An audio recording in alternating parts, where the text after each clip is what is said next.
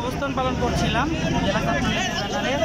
তো তারপর শুনলাম যে আইজুল হক কলেজে আমাদের জামাত শিবিরের পেতাত্তারা আপনার মদতদাতারা সাধারণ শিক্ষার্থী প্যানেলের রাস্তা অবরোধ করেছে।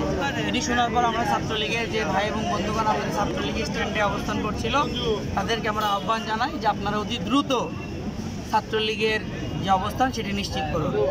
তারপর ইতিমধ্যে আমাদের কাছে খবর আসে যে আপনার হচ্ছে যে এখানে ককটেলের বিস্ফোরণ ঘটেছে আমাদের ছাত্রলীগ স্ট্যান্ডে। এটি যখন আমরা জানতে পারি তারপর আমরা আমাদের ছাত্রলীগের যে ভাই বন্ধুরা আছে তাদের সঙ্গে দেখা করার সৌজন্য সাক্ষাৎ করার জন্য এখানে আমার আসা।